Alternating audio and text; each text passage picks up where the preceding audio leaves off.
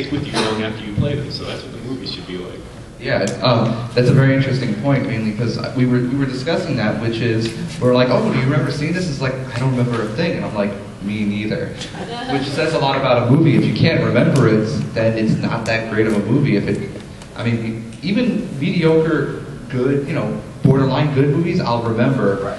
But, Yeah, I think the only thing I remember about this movie is Angelina Jolie getting out of the shower or something. And then there was like some big water thing at the end, and she was swimming, and that's all I remember from the movie. I don't remember anything like in between. It's like how I feel about Scorpion King. It wasn't a bad movie, but I barely remember it. Yeah, no teeth, no traction.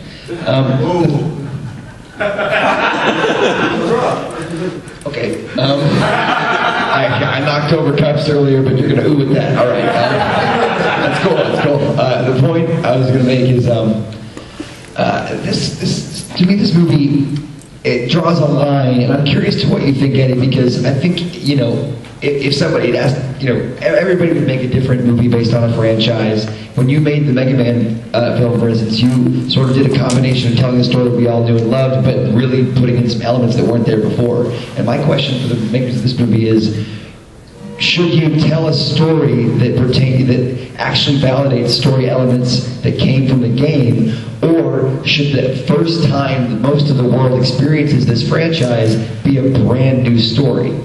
That draws a line like Mortal Kombat is pretty much the story of the game. Mario is like some weird marijuana cloud in the sky. And then Final Fantasy Spirits Within is like nothing in the universe of what we knew. So how was it introducing us to, you know what I mean? This was sort of like introducing us to a character, but not a story from the games. And that's kind of what I didn't like about it, like validate what the people have already seen. I feel like that'll make them more excited about it. And it's like, if the game was worth adapting, then validate the fact that there was something to it. It wasn't just those two things there.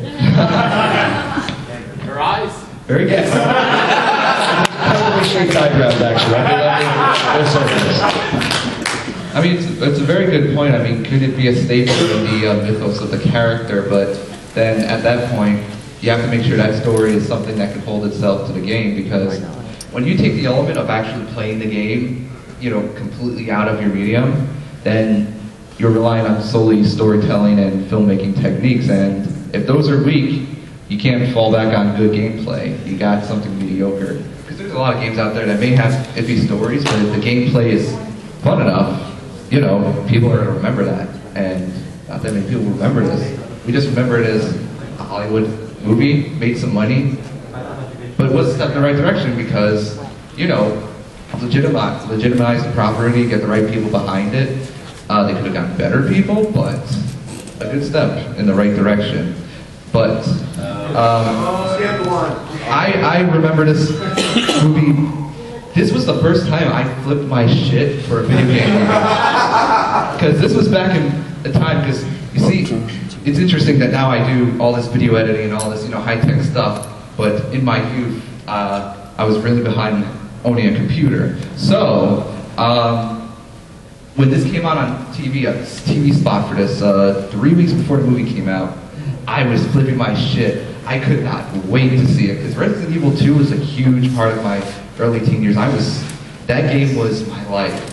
I had to play it over and over again. William Birkin was like the best villain in the world to me. I just couldn't fathom a movie. I was like, oh my god, they're gonna have this and they're gonna have that. I don't know who she is, but maybe that's Claire? I don't know. Let's go watch the movie. And I went to see the movie, and I was in denial for many years with this movie. Ouch. And I'm angrier about it now because I found out what could have been. I mean, the whole point of the big inspiration of Resident Evil, one of the biggest, is George Romero's zombie movies. I mean, that's what inspired the games. I mean, many other elements, but it can always be traced back to that. And he was tapped to be the original director of this, and just imagine the movie that it could have been. It was a faithful adaptation, too. It was actually going to have Jill and Chris and everybody. Exactly. I mean, not to step ahead, I mean, has anyone seen the new stills of the new Leon for the new Resident Evil? He looks horrible. And I've been waiting for Leon to be in a movie. I thought he was going to be the first, he wasn't. And after the second, I kind of gave up. And then I saw Still, I'm like, Jesus Christ, these people did. And it's interesting, it's from the director of Mortal Kombat, and you would assume, and he always says, I play the games and I love it. One thing about this movie is that it kind of is another event that's not tied into the games. But at the same time, it feels so distant from it because it relies so much on being too slick, too stylized for the sake of being stylized. And yeah, and Isn't the lead actress the director's wife or something? the lead actress is I don't know, are they legitimately married? I think he just had her kids and they live together. The movies are pretty much how I look at my hot wife. That's every one of his movies, even Three Musketeers. Yeah. So, which had Four Musketeers, right? Yeah. I haven't seen it. Yeah. But yeah, I can go on and on about what this movie has done to me, but let's move down the line. Want to take it, Chris? So I played, let's see, Resident Evil 4, I'm in the middle of Resident Evil 5, I played a little bit of Resident Evil 2, I didn't play all the other games. But is there a creepy girl computer? No. No. They made that for the movie, so that was terrible. and I did, at the time I did play a lot of Resident Evil. Whoa. At the time I didn't play that much Resident Evil, and I even thought that was stupid when I was watching the movie. When I played Resident Evil, there's a lot about those games that are like really freaky, you know? You play the lights off and it scares the crap out of you. This Resident Evil movie wasn't scary. I mean, were you guys scared when you watched it the first time? No. There were jump scares. There's nothing. Jump scare. It's like some kind of stylized action thing, and you know, it should be scary like the games are. You nailed it. You nailed it. I remember being in junior high and going to my friend's house after school. We played with the lights on at like 4 in the afternoon. And when you would get to those freaky bosses, I mean, these graphics were like amazing at the time. So if you look back and go, this is kind of like crappy looking, no, we believed every bit of it. And you were living it. You know, suddenly this scary movie looking thing was after you and you had to kill it. So like we're all watching, like kill it, kill it, kill it, kill it. It's like, ah! And it's like, it was fun because it was visceral and it was, like you said, you know, like I wish this movie had, I mean, you know, I just recently watched The Descent, which I went into it thinking, I don't really see how they can make a 2-hour scary movie of, hey, I'm in a cave, boo. But they did it. They did it because they knew what they were doing. And there's an element of that in Resident Evil, not so much not always startling you, but really visceral scares because you have to, you know what I mean? Like the claustrophobia of, oh man, I'm in the room with this thing, I have to kill it. It's scary in a way that I've never experienced. They just didn't validate that in this movie. They didn't go there. It's like this director went, well, they tapped me to do this, so I'm going to do what I'd rather do anyway, and kind of throw the subject, what am I trying to say, throw the original property to the wind. It was sad. And he claims to be a huge fan of it, but I mean, if you're a huge fan of something, then you can go down to its core to what makes it work. I remember playing Resident Evil 2, and every time I played that game, there was not a day in which I had to have my mom at the end of the hallway. You know, while she watched TV, I needed to be able to see her. That way, if I had to call for help, she'd be right there. And then I would have to shut off the game when she walked away to do something else. And I'm like, I can't handle it. I'm done with this. The movie didn't scare me once, except for maybe 1 or 2 jump scares. He said the director said he was a big fan. You know, I'd be a big fan of anything that was going to pay me like $1 million as well. So, instant fan. Very true. Have you guys played Dead Space? Yes. So what if I told you I was going to make a Dead Space movie, and the lead is going to be a supermodel wearing skimpy clothing, and she's going to be doing backflips throughout the entire movie? You must die! Something of the Name it something else. You on site. That would be the dirty parody movie Bed Space. More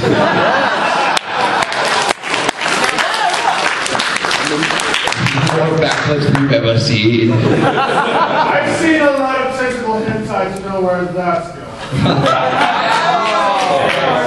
Thank you. You're like the Muppet guys in the balcony, but just one of them. But, yeah, our piece has been said. Nice, I can I love go on and on, but the other movies, after this, my interest kind of just went flat after the next movie. It was just, now is that it's making money. I mean, it's the only legitimate video game property theatrical release right now that's actually turning, a profit. But I can't watch it. I just can't. I just stopped caring.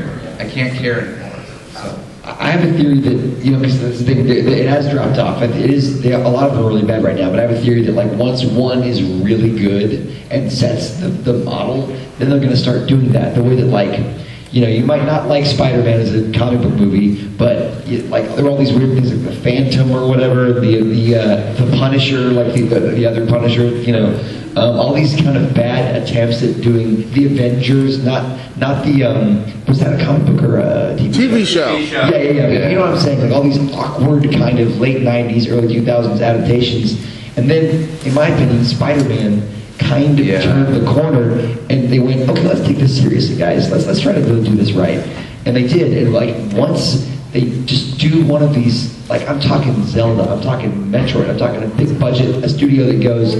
Basically doing, Eddie, what you did where you validated the culture of the game in the movie. Once that happens, then they're going to go, oh, we get it. We're finally not dumb assholes.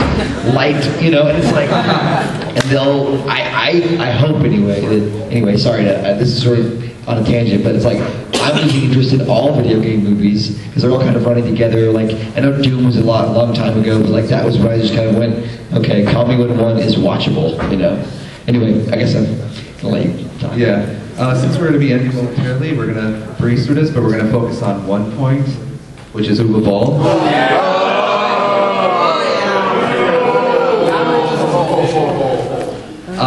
Do we have any summaries on this?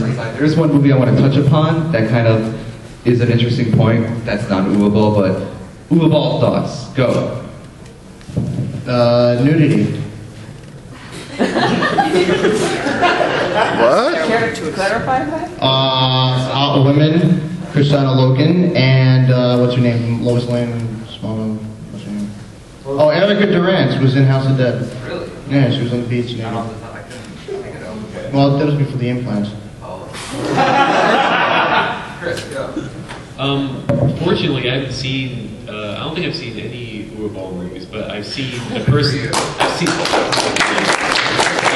I have seen the person himself interviewed and talking, and he just loves himself, and I just don't like his personality. So I assume that his movies are just as unlikable as he is. Worse. Or worse. Let me tell you all a story about a guy named Uwe Boll at Walmart. None of these DVDs are movable. That's all I got.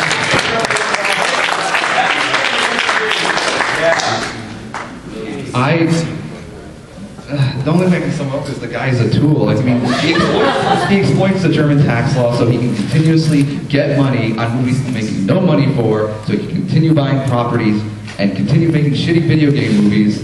And my biggest beef with him is the fact that I don't want to single him out, but after a few of his movies, video game movies to me don't feel validated anymore. They're just... Uwe Boll is the real life version of the producers from Mel Brooks. That's what it is.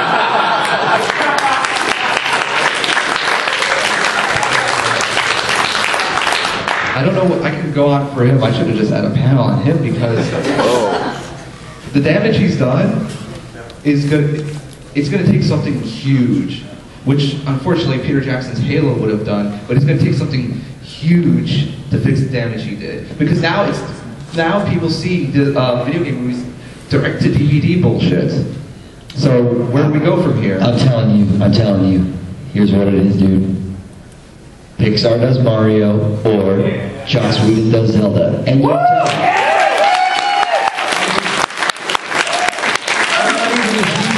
I'm just saying, if they would just hand it to somebody that knows what they're doing and gives a shit. That's all. Start giving Joss Whedon money. Just tell him. Yeah, I think he's doing well in that. Just keep It's on your shirt. That's awesome. But we all hate him. We laugh at him. He likes the box people who don't like him. No, not Josh Whedon. And onward to Silent Hill real quick. What can be said about this? Because I think it's Apparently nothing.